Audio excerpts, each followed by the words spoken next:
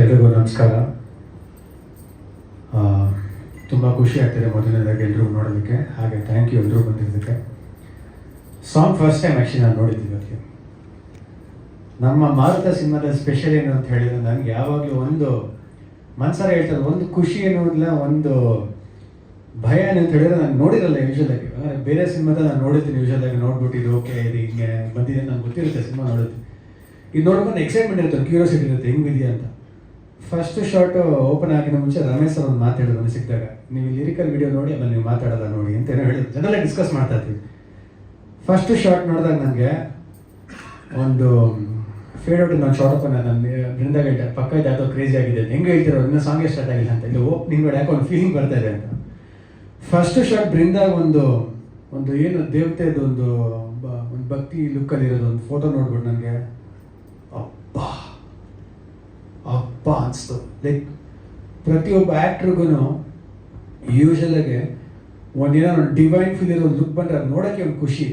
ಇತ್ತೀಚೆಗೆ ಯಾವುದೇ ಸಿನಿಮಾಗಳು ತೊಗೊಂಡ್ರು ಹೀರೋಯಿನ್ ಅಂದರೆ ಗ್ಲ್ಯಾಮರು, ಹೀರೋಯಿನ್ ಅಂದರೆ ಎಕ್ಸ್ಪೋಸಿಂಗ್, ಈ ಥರನೇ ಹೋಗಿದೆ.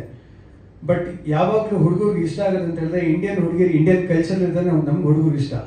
ಬಟ್ ಈ ದೇವ್ರ ಸಾಂಗ್ ಇದ್ದಾಗ ನನಗೆ ಏನು ನೋಡಿರಲಿಲ್ಲ, ಒಂದು ಶಾರ್ಟ್ ನೋಡಿದ ತಕ್ಷಣ I was like totally taken a back. First credits ಅದು ಆ್ಯಕ್ಚುಲಿ ಸಲ್ಲಬೇಕಾಗಿರೋದು ಡೈರೆಕ್ಟ್ರಿಗೆ ಅಂತ ಹೇಳಕ್ಕೆ ಇಷ್ಟಪಡ್ತೀನಿ. ಯಾಕಂದರೆ ಲಿರಿಕ್ಸ್ ಅವ್ರು ಬಂದಿದ್ದು ನನ್ನ ಪರ್ಸ್ನಲ್ ಫೇವ್ರೇಟ್ ಸಾಂಗು ಇದು, ಮತ್ತು ಇನ್ನೊಂದು ಹರಿಚರಣ್ ಇನ್ನೊಂದು ಹೇಳಿದ್ರು ನನಗೆ ಅವೆರಡು ಪರ್ಸ್ನಲ್ ಫೇವ್ರೇಟು.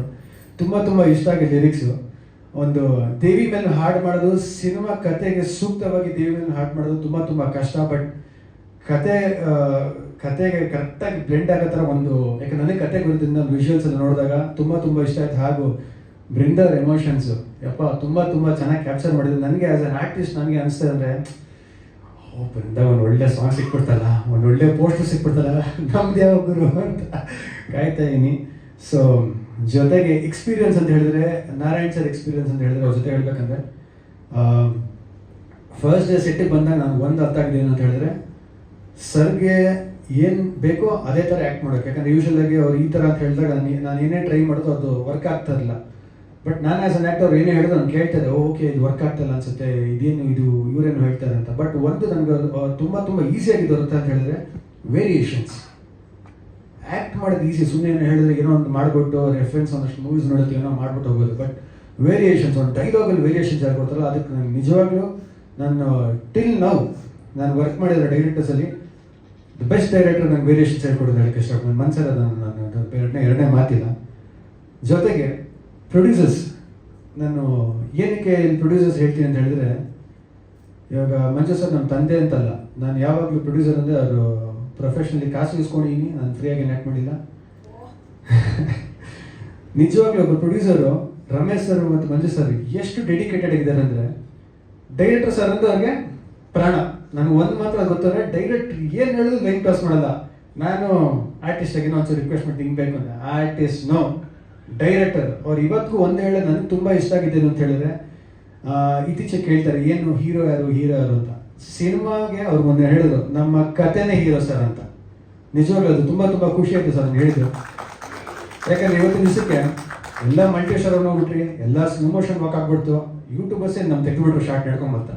ಬಟ್ ಒಂದು ಕತೆ ಇದೆಯಲ್ಲ ಸರ್, ಈ ಕತೆ ಇದೆಯಲ್ಲ, ನಿಜವಾಗ್ಲೂ ನನಗೆ ಅವತ್ತು ಕತೆಗಳ ಏನಂತ ಗೊತ್ತಾಗಿಲ್ಲ.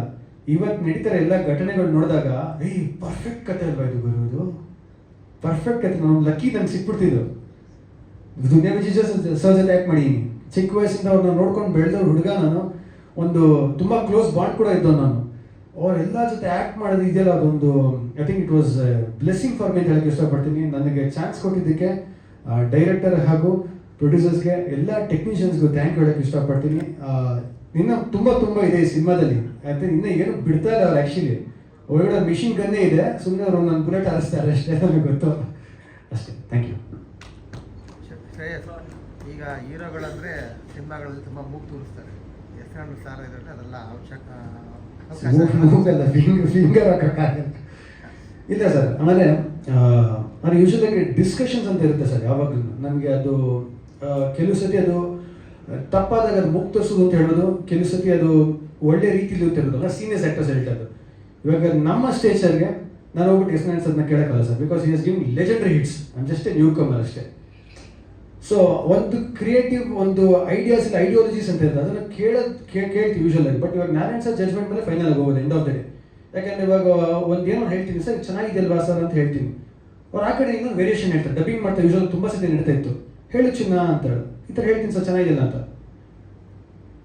ಈ ಥರ ಹೇಳು ಅಂತ ಒಂದು ಡೈಲಾಗ್ ಏನೋ ಒಂದು ವೇರಿಯೇಷನ್ ಇರುತ್ತೆ. ಹೇಳಿದಾಗ ಇದ್ಯಾಕೆ ನನಗೆ ಹೊಳಿಲಿಲ್ಲ ಅಲ್ಲ, ನನಗೆ 100% ನಾನು ಕೇಳ್ತೀನಿ ಸರ್ ಇದು ಅನಿಸುತ್ತೆ ಅಂತ. ಯಾಕಂದ್ರೆ ನಾನು ಆ್ಯಕ್ಟ್ರಾಗಿ ನಾನು ಕಲಿಬೇಕಲ್ವ ಸರ್, ಸುಮ್ಮನೆ ಹೇಳಿದ್ದೆಲ್ಲ ಕೇಳ್ಕೊಡೋದು ನಾನು ಕಲಿದೆ. ಅವಾಗ ಹೇಳಿದಾಗ ನಾನು ಕೇಳ್ತೀನಿ ಸರ್ ಹಿಂಗೆ ಅನಿಸ್ತಾರೆ ಸರ್, ಹಿಂಗೆ ಅಂದಾಗ ಅವ್ರು ಹೇಳಿದಾಗ ನನ್ನ ಕನ್ವಿಕ್ಷನ್ ನನಗೆ ಅದು ಗ್ಯಾರಂಟಿಯಾಗಿ ಅನಿಸಿದಾಗ ನಾನು ಕಲ್ತ್ಕೊಂಡು ಅದನ್ನು ಫಾಲೋ ಮಾಡ್ಕೊಂಡು ಹೋಗ್ತೀನಿ. So I think that is where we learn ಅಂತ ಹೇಳಕ್ಕೆ ಇಷ್ಟಪಡ್ತೀನಿ ಸರ್. ಬೇರೆ ಇದೆಯಾ? ರಾಜ್ಕುಮಾರ್ ಅವ್ರಿಗೆ ವಿಷ್ಣುವರ್ಧನ್ ಅಂತ ದೊಡ್ಡವ್ರಿಗೆ ಆಕ್ಷನ್ ಕಟ್ ಹೇಳಿರೋರು. Correct sir. ನಿಮ್ಗೆ ಆಕ್ಷನ್ ಕಟ್ ಹೇಳಿಬೇಕಾದ್ರೆ ಅಂಥದ್ದು ಸರ್ ದೇವರಣ್ಣ ಅದೊಂದು ದೊಡ್ಡ ಭಯ ಆಯಿತು ಸರ್ ನನಗೆ. ಫಸ್ಟ್ ಟೈಮ್ ನಾರಾಯಣ್ ಸರ್ ನನ್ನ ಭಯ ಇದೆ ಅಂತ ಹೇಳಿದ್ರೆ, first time Narayan sir director ಅಂತ ಹೇಳಿದಾಗ ನನಗೆ ಇತ್ತೀಚೆಗೆ ನಾರಾಯಣ್ ಸರ್ ತುಂಬ ಯಂಗ್ಸ್ಟರ್ಸ್ಗೆ ಮಾಡ್ಕೊಂಡ್ಬಂದಿದ್ರು. ಬಟ್ ಒನ್ ಟೈಮಲ್ಲಿ ಲೆಜೆಂಡ್ಸ್ ನಮ್ಮ ಬಾಸ್ ವಿಷ್ಣು ಸರ್ಗೆ ಅಣ್ಣವ್ರಿಗೆ ತುಂಬ ದೊಡ್ಡ ದೊಡ್ಡ ಆ್ಯಕ್ಟರ್ಸ್ಗೆ ಆ್ಯಕ್ಷನ್ ಕಟ್ ಹೇಳಿದವರು. ಆ್ಯಕ್ಟರ್ಸು ಅಣ್ಣವರು ವಿಷ್ಣು ಸರಲ್ಲಿ ಎಷ್ಟು ಸಿನಿಮಾ ಮಾಡಿದವರು, ಎಕ್ಸ್ಪೀರಿಯನ್ಸ್ ಏನು ಎನ್ಸೈಕ್ಲೋಪೀಡಿಯಾ ಅದು. ಅಂಥವ್ರ ಜೊತೆ ಕೆಲಸ ಮಾಡೋದು ಬಟ್ ಡೈರೆಕ್ಟ್ರು ನಾನು ಹೆಂಗೆ ಒಬ್ಬ ಆ್ಯಕ್ಟ್ರ ಕನ್ವಿನ್ಸ್ ಮಾಡಲಿ ಅಂದರೆ ಪ್ರತಿ ಸಲ ಡೈರೆಕ್ಟರ್ಗೆ ಆ್ಯಕ್ಟಿಂಗ್ ಮಾಡಿದಾಗ ಸಕ್ಕತ್ತಾಗಿ ಮಾಡಿ ಅಂತ ಅನ್ಸೋದು ತುಂಬ ತುಂಬ ಕಷ್ಟ ಆಗುತ್ತೆ. ಯಾಕಂದರೆ ಲೆಜೆಂಡ್ ಆ್ಯಕ್ಟರ್ಸ್ ಜೊತೆ ಕೆಲಸ ಮಾಡಿದ್ದಾರೆ ಏನು ನೋಡದೇ ಇರೋದೇ ಇರಲ್ಲ ಅವರು.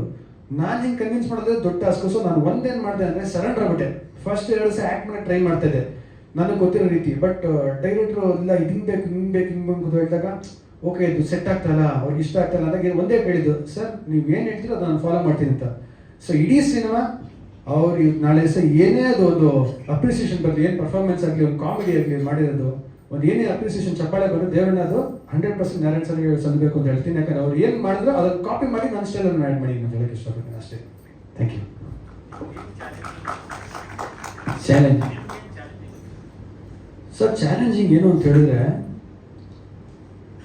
ಇವ್ರ ಹತ್ರ ಒಂಥರ ಈ ಸ್ನೈಪರ್ ಇದ್ದಂಗೆ ಸರ್ ನಾರಾಯಣ್ ಸರ್. ಇವಾಗ ಏನೋ ಒಂದು ಆ್ಯಕ್ಟ್ ಮಾಡ್ತಾ ಇದ್ದೀವಿ, ಹಿಂಗೆ ಬಂದು ನೋಡೋದಿರುತ್ತೆ, ಹಿಂಗೆ ಬಂದಿರುತ್ತೆ, ಹಿಂಗೆ ನಡ್ಕೊಂಡೋದಿರುತ್ತೆ. ಅವ್ರು ಕರೆಕ್ಟಾಗಿ ಹೇಳ್ತಾರೆ ಇಲ್ಲಿ ಬಂದಾಗ ರೆಪ್ಪೆ ಡೌನ್ ಆಗಬೇಕು, ಇಲ್ಲಿ ನೋಡಬೇಕು, ಹಿಂಗೆ ನೋಡಬೇಕು, ಫೀಲ್ ಆಗಬೇಕು, ಇದು ಮಾಡಬೇಕು ಅಂತ. ಒಂದೇ ಒಂದು ಚಿಕ್ಕ ಮೂಮೆಂಟ್ ಇಲ್ಲ, ಚಿಕ್ಕ ಎಕ್ಸ್ಪ್ರೆಷನ್ ಮಿಸ್ ಮಾಡೋದು ಅದೊಂದು ಕಂಡಿದ್ದು ಬಿಡ್ತಾರೆ. ಒಂದು ಡೈಲಾಗ್ ಹೇಳ್ಬೇಕಾದ್ರೆ ಒಂದು ವೇರಿಯೇಷನ್ ಡೌನ್ ಆದರೂ ಏನೋ ಒಂದು ಫೀಲ್ ಇರುತ್ತೆ. ಹೌದಾ ಸಾರ್ ಅಂತ ಇರುತ್ತೆ. ಹೌದಾ ಸಾರ್ ಅಂದ್ಬಿಡ್ತೀನಿ, ಹೌದಾ ಅಲ್ಲ ಹೌದಾ ಸಾರ್. ಎಕ್ಸ್ಪ್ರೆಷನ್ಸ್ ಹೇಳ್ಕೊಡ್ತಾರೆ, ರಿಯಾಕ್ಷನ್ಸ್ ಎಕ್ಸ್ಪ್ರೆಷನ್ಸ್ ಹೇಳ್ಕೊಡ್ತಾರೆ. ನಾವು ಅದು ಕರೆಕ್ಟಾಗಿ ಮಾಡಿಲ್ಲ ಅಂದರು ಆ ಟೇಕ್ ಮತ್ತೆ ಅವ್ರು ತಂದು ತೋರಿಸ್ತಾರೆ ಇದೊಂದು ಮಾಡಿಲ್ಲ ಅಂತ ಸಖತ್ ಪಿನ್ ಪಾಯಿಂಟ್ ಮಾಡ್ತಾರೆ. ಆ್ಯಸ್ ಅನ್ ಆ್ಯಕ್ಟರ್ ಏನಾರ ಕರೆಕ್ಟಾಗಿ ಶಾರ್ಪ್ ಆಗಿಲ್ಲ ದೇವರಣ್ಣ ಅವ್ರು ಹೇಳೋದು ಅರ್ಥನೇ ಆಗಲ್ಲ. ನಾವು ಅವ್ರನ್ನ ಅದಕ್ಕೆ ಸುಮ್ಮನೆ ಅವ್ರು ನೋಡ್ಕೊಂಡು ಕಾಪಿ ಮಾಡಿದೆ ಸಿನಿಮಾದಲ್ಲಿ.